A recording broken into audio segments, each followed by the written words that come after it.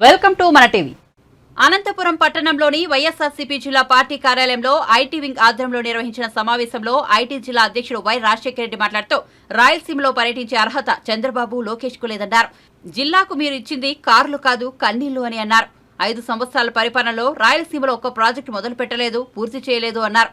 కర్నూలులో వైఎస్ఆర్సీపీ ప్రభుత్వం న్యాయ రాజధాని ప్రకటిస్తే అడుగడుగున అడ్డుపడుతూ అమరావతి మా రాజధాని అని, రాయలసీమలో శ్రీబాగ్ ఒప్పందం ప్రకారం హైకోర్టు న్యాయ రాజధాని ఇష్టం లేదని చెప్పి ఏ మొహం పెట్టుకుని రాయలసీమలో పర్యటిస్తున్నారన్నారు. కుప్పం హిందూపురంలో మిమ్మల్ని గెలిపిస్తే కనీసం కుప్పంకి హంద్రినీవ జలాలను ముఖ్యమంత్రి తెస్తుంటే అడ్డుపడ్డారు. చివరకు జగన్మోహన్ రెడ్డి కృత నిశ్చయంతో శ్రీశైలం నుండి కుప్పం వరకు నీళ్లు ఇచ్చారన్నారు. రాయలసీమ ఎత్తిపోతల పథకం ద్వారా 90,000 పైచిలకు వరద జలాలను కరువు నెల అయిన చిత్తూరు, అనంతపురం, కర్నూలు జిల్లాల చెరువులకు నీళ్లు వచ్చే సంవత్సరం నుండి వస్తాయన్నారు. రాయలసీమ టూరిజంపై ప్రత్యేక చొరవతో నిధులు ఇచ్చి అభివృద్ధి చేస్తున్నారు. గత ప్రభుత్వ పాలనలో రాయలసీమను అభివృద్ధి చేయకుండా టీడీపీ ప్రభుత్వం మోసం చేసిందన్నారు. జిల్లా వైఎస్ఆర్సీపీ పార్టీ ఆఫీసులో మాట్లాడుతున్నాము. ప్రధానంగా రాయలసీమకు తీరని ద్రోహము చేసిన దాంట్లో మొదటి స్థానంలో చంద్రబాబు నాయుడు గారు, రెండో స్థానంలో ఇప్పుడు డబ్బాలు కొడుతున్నటువంటి మన లోకేష్ ఉంటాడు. రాయలసీమకు ఆయన కార్లు కాదు కన్నీళ్ళు ఇచ్చాడని మేము చెప్తా ఉన్నాము. ఎందుకంటే రాయలసీమకి రావాల్సినటువంటి నీటి వాటా గురించి వీళ్ళ పరిపాలనలో ఉన్నటువంటి 5 ఏళ్లలో ఏ రోజు మాట్లాడలేదు. ఆ రోజు నుంచి ఈ రోజు వరకు నోరు తెరిస్తే కియా దగ్గరకు వచ్చి ఫోటోలు దిగుతా ఉన్నారు, కియా దగ్గర కూడా పెడతా ఉన్నారు. వైఎస్ఆర్ కాంగ్రెస్ పార్టీ అధికారంలోకి వచ్చినప్పటి నుంచి ఈ రోజు వరకు దాదాపు కొన్ని లక్షల ఉద్యోగాలు, ప్రభుత్వ ఉద్యోగాలు ఇచ్చాము, మేము ప్రైవేటు ఉద్యోగాలు ఇవ్వగలుగుతున్నాము. దాంతోపాటు కొప్పర్తి సెజ్ ఇచ్చాము. మన చిత్తూరు జిల్లాలో ఉన్నటువంటి అనేక సెజ్జులు కొత్తగా తీసుకొస్తా ఉన్నాము. హిందూపూర్ దగ్గర ఏపీఐసి కొత్త సెజ్జులు తీసుకొస్తా ఉన్నాయి. ప్రతి ఊర్లో సచివాలయము, ఆర్బీకే కేంద్రము, విలేజ్ క్లినిక్లు, ప్రతి స్కూల్లో అభివృద్ధి చేశాము, ఆసుపత్రిని అభివృద్ధి చేశాము. ప్రతి రోడ్లు దాదాపు మీరు వేసిన దానికంటే డబల్ సంఖ్యలో మేము రోడ్లు వేసగలిగినాము. ఇవన్నీ అభివృద్ధి కిందకే వస్తాయి.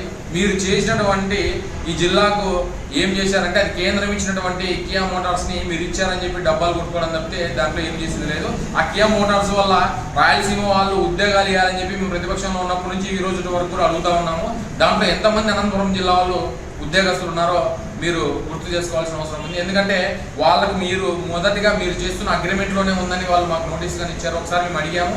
అనంతపురం జిల్లా వాళ్ళకు అత్యధికంగా కనీసం 50% ఉద్యోగాలు మా జిల్లా వాళ్ళకి ఇవ్వాలని మేము అడిగితే లేదంటే మేము ఒప్పందం చేసుకున్నాం, ఆ ఒప్పందం ప్రకారము మేము ఎవరికైనా ఉద్యోగాలు ఇచ్చే హక్కు మాకు ఉందని చెప్పి కియా మోటార్స్ వాళ్ళు స్పష్టం చేశారు. కాబట్టి కియా మోటార్స్ వల్ల మా రాయలసీమకి, అనంతపురం జిల్లాకి చెప్పుకోదగ్గ ఉపయోగము మాకైతే కనబడట్లేదు. కానీ మీరు నోరు తెరిస్తే రాష్ట్ర వ్యాప్తంగా ఎక్కడే కానీ కియా తప్ప ఇంకొక పదాన్ని మీరు ఉచ్చరించట్లేదు. దాని తప్ప ఇంకొకటి మీరు తెచ్చింది లేదు.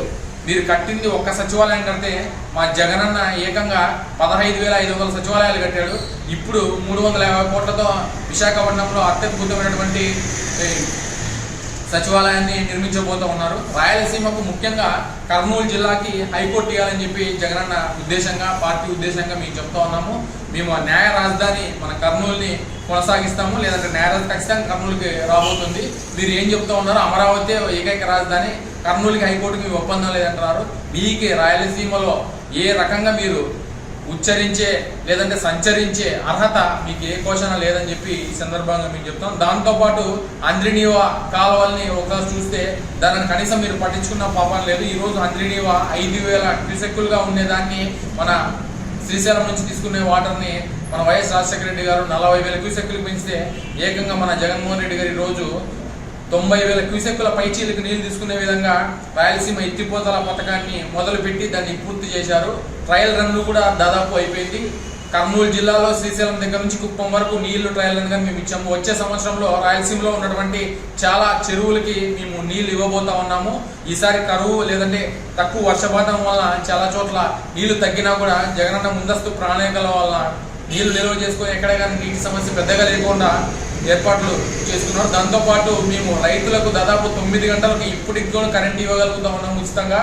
ఇళ్ళకు కూడా 24 గంటలు ఇంత లోడ్ ఉన్నా కూడా ఎక్కడైనా ముందస్తు ప్రణాళికల భాగంగా ఉచిత విద్యుత్ని లేదంటే పరిశ్రమలకు గాడు వీళ్ళకి కూడా కోతలు లేకుండా మేము విద్యుత్ ఇవ్వగలుగుతున్నాం. కాబట్టి మేము చెప్పేది ఏమంటే రాయలసీమకు అసలైన ద్రోహులు మొదటి స్థానంలో చంద్రబాబు నాయుడు అంటే, రెండో ప్లేస్లో అప్పటి ఐటీ శాఖ మంత్రిగా వెలగబోచ్చినటువంటి మన లోకేష్ గారు ఉంటారని చెప్పి సందర్భంగా మేము చెప్తా ఉన్నాం.